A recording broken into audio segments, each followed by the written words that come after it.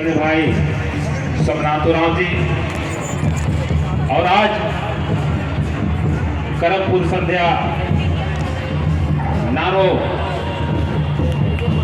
बाजार जतरा टाण में जितने भी करमपुर संध्या में आए हैं छोटे बड़े भाई बहन गार्जियन स्वरूप माता पिता विभिन्न गांव से नृत्य कर रहे थोड़ा टीम और विभिन्न गांव के अगुआ पहान महतो, साथ ही साथ आज के इस सभा के इस करमपुर संध्या के मुख्य अतिथि मंच पर मंचासीन हैं भारत सरकार के पूर्व केंद्रीय मंत्री आदरणीय सुबोध कांत सहाय जी विशिष्ट अतिथि के रूप में मंच पर उपस्थित हैं हम सबों के गार्जियन रांची के उप महापौर दादा अजय नाथ सहदेव जी, मंच पर उपस्थित है समाजसेवी बजरंग महतो जी, मंच पर उपस्थित है हम सबों के गार्जियन बांदेवराव जी, मंच पर उपस्थित है। मैं विशेष तौर पर कहना चाहता हूं कि पैर से लाचार है लेकिन समाज के लिए जहां भी कुछ इस तरह का प्रोग्राम होता है, सामाजिक कार्य होता है, उसमें बढ़ चढ़कर हिस्सा लेते हैं हमारे साथी बड़े भाई मदन राव जी। आपको इस मंच की ओर से विशेष तौर पर आपको बहुत बहुत धन्यवाद। और मंच पर मंचासीन सभी सम्मानित अतिथिगण को मैं अपनी ओर से झारखंडी जोहार, जय झारखंड जय सरना। निश्चित रूप से सबसे पहले तमाम नगरी वासियों को मैं धन्यवाद देना चाहता हूं कि इतनी बड़ी जिम्मेवारी आप लोगों ने हमें दिया है। मैं आप लोगों को आश्वस्त करना चाहता हूं कि इस करम पूजा का जो आप लोगों ने संरक्षक बनाया है हम काफी सोच रहे थे कि आखिर ऐसा हम क्या किए कि हमको संरक्षक में रखा गया। फिर बहुत मंथन, बहुत सोचे और हमको लगा कि समाज का एक जिम्मेवारी भी हमको देने का काम किए। मैं आप लोगों से वादा करता हूं करमपुर संध्या के करमपुर संध्या पर ही नहीं, समाज के सभी गरीब गुरबा सुख दुख जो भी होगा मैं एक पैर में आप लोगों का आदेश का पालन करूंगा। साथ ही साथ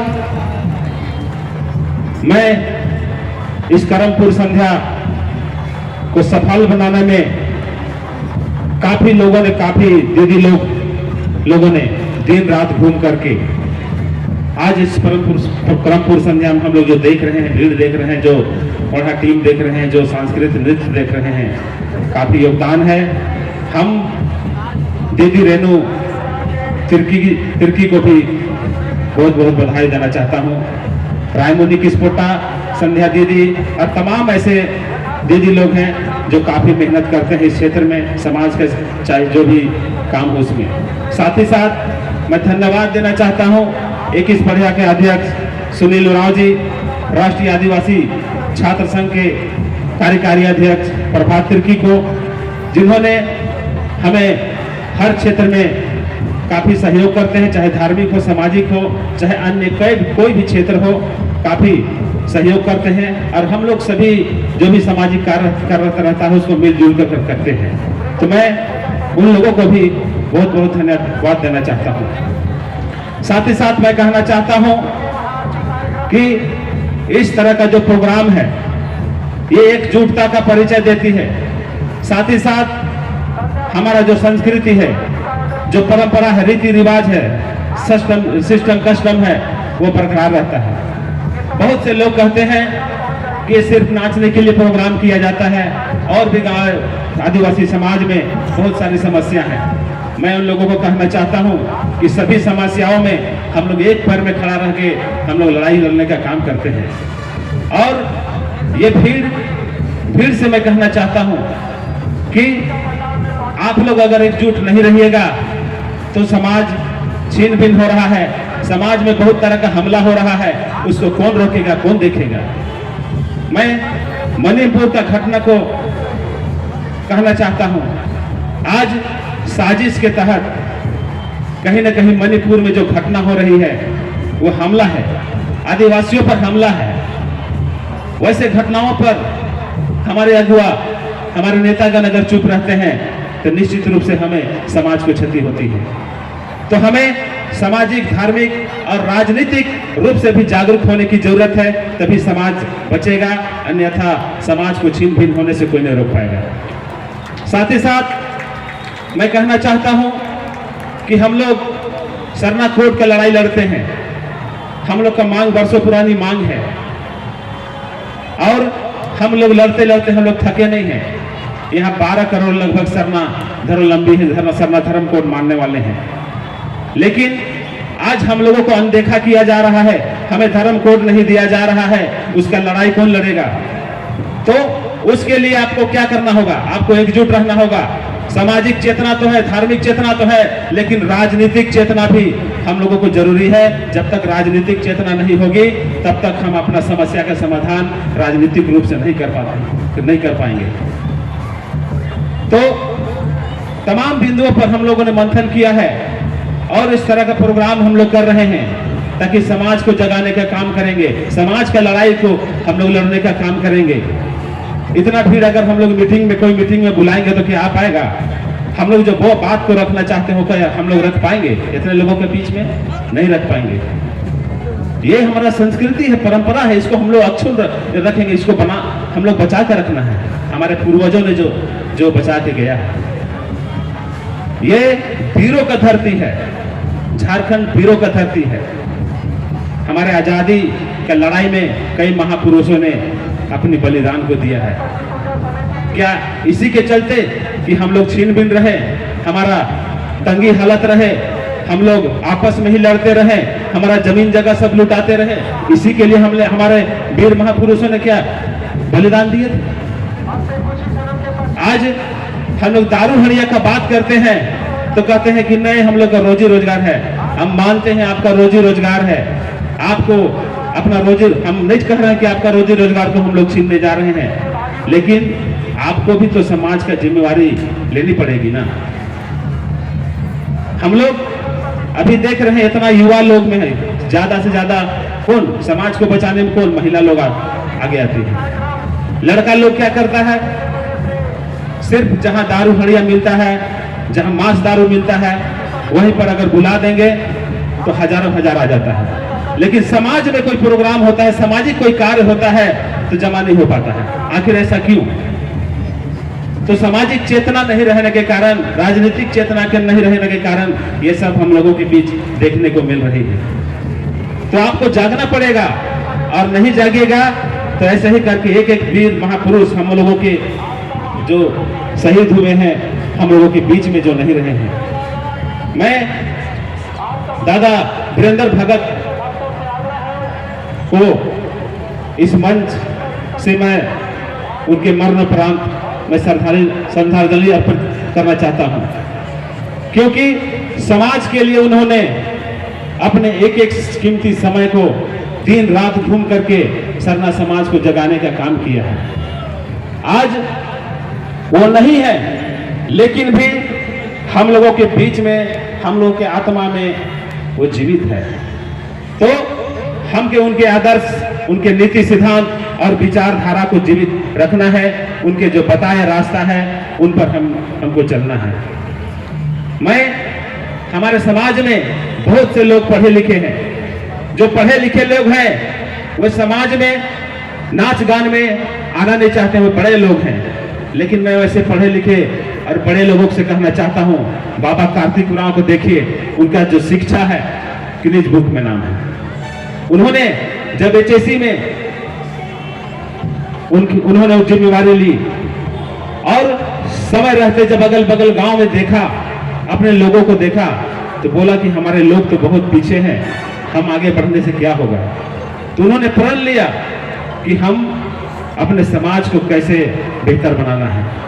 तब उन्होंने एक निर्णय लिया कि जब तक हमारा समाज शिक्षित नहीं होगा तब तक हमारा समाज सुरक्षित नहीं होगा, हमारा समाज का हक अधिकार की लड़ाई नहीं लड़ पाएगा।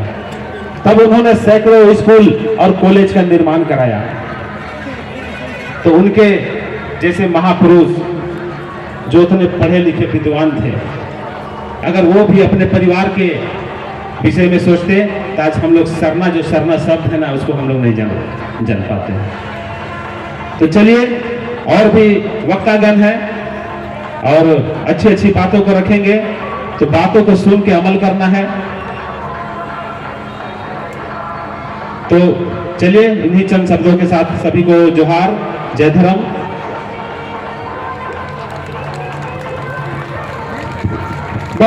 हमारे आज के मुख्य संरक्षक समाज सेवी श्री अमर उरांव जी कम समय में बहुत अच्छा बातों को रखे हैं और इनका यही सोच है, यही जज्बा है कि हम समाज को क्या कर सकते हैं, कैसे दिशा दे सकते हैं, कैसे एक पटरी में ला सकते हैं।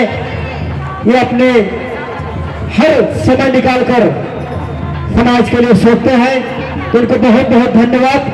अब मैं, हमारे मुख्य अतिथि का समय नहीं है, इनको अभी कुछ ही क्षण बाद दिल्ली जाना है, इसलिए इनके पास समय नहीं है। तो हम चाहेंगे हमारे मुख्य अतिथि माननीय श्री सुबेद खान साहब जी से हम सबों के बीच में आएंगे और अपना आशीर्वाद हम सबों को देंगे। धन्यवाद।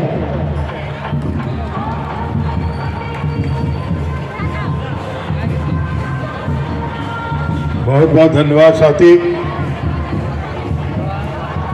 आज के कर्म पूजा के पूर्व संध्या पर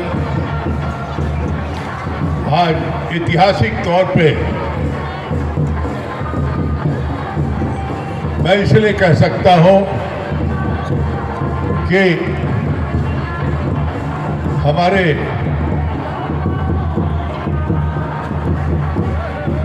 जीवन में काफी लंबा समय इस नगरी और रातों और रांची में बिता है।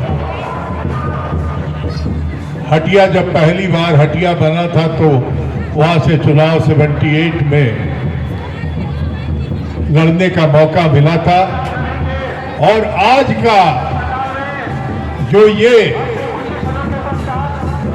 कोल्हा टीम का जो जमा हुआ है, अमर उरांव जी आपकी बातों से मुझको बहुत प्रभावित हुए, क्योंकि आप लोगों ने मिलकर के मुझे गृह मंत्री भी बनाया था और झारखंड का पहला बिल पार्लियामेंट में मैंने लाया था। और किस काम के लिए झारखंड बना था? इसी काम के लिए जो आपकी भावना है। मैं संरक्षक और धर्म सभा के प्रचारक भी मैं आपको कहूं तो कोई गलत नहीं होगा।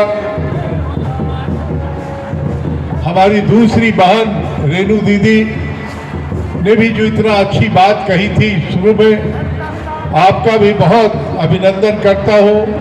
भाई प्रभात तिर्की जी, सुनील कच्छप जी, कुशल उरांव जी, सनवीर लोहरा जी, शशि भूषण भगत जी, सुखदेव उरांव जी, सोमनाथ उरांव जी, अनिल उरांव जी, राममुनि किस्कोट्टा जी, संध्या उरांव जी, अमर किस्कोट्टा जी, मानदेव उरांव जी, और हमारे जो आज के विशेष तौर पे आप सबके लाडले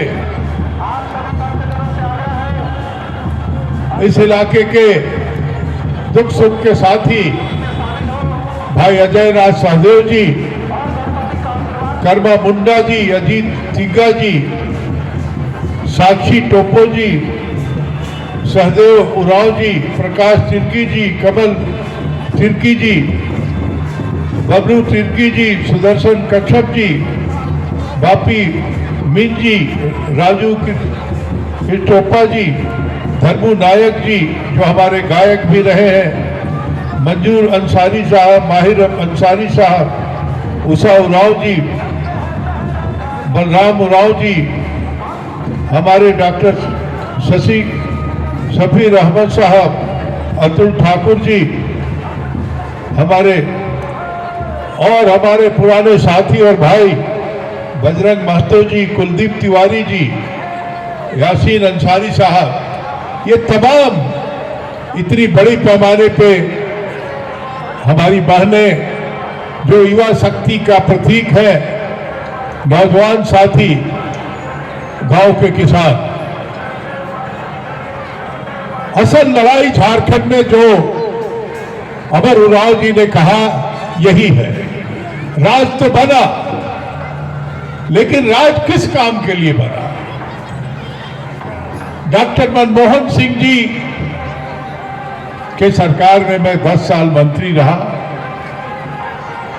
तो वो एक बात कहा करते थे, आप सब लोग यहां मंच पे सम्मानित लोग बैठे हैं,